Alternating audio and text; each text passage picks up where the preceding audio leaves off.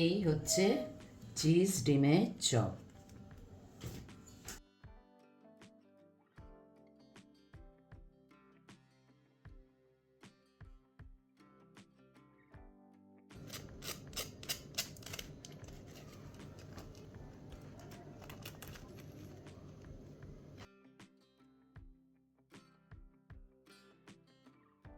প্রথমে দুটো আলুকে সেদ্ধ করে নিয়েছি, তারপরে পরিমাণ মতো লঙ্কা কুচি নিয়েছি, নুন, পেঁয়াজ কুচি, শুকনো লঙ্কার গুঁড়ো আর ধনেপাতা কুচি।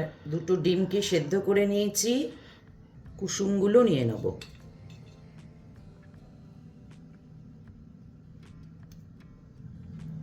আর চটকে নেবো, সব একসাথে মেখে নেবো ভালো করে। এবার একটু ম্যাজিক মশলা দিয়ে নেব। এবার একটা ব্যাটার বানাতে হবে, তার জন্য আমি 2 চামচ কর্নফ্লাওয়ার আর 2 চামচ ময়দা, একটু চিলি ফ্লেক্স আর নুন নিয়েছি, দিয়ে পরিমাণ মতো জল দিয়ে একটুখানি ব্যাটার বানিয়ে নেব।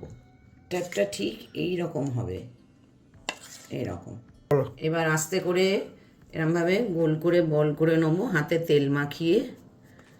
তার মধ্যে ডিমের একটা ভাগ নেব, আর একটা করে মোজারেলা চিজের নিয়ে নেব, কিউব দিয়ে এরমভাবে আস্তে করে আটকে দেবো, দিয়ে এটাকে গোল করে দেবো।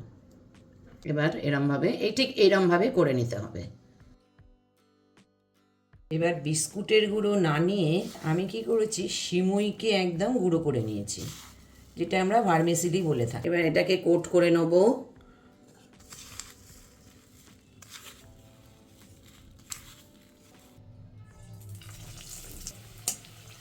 এবার তেলে ভেজে নেব। এটা হচ্ছে চিজ ডিম চপ।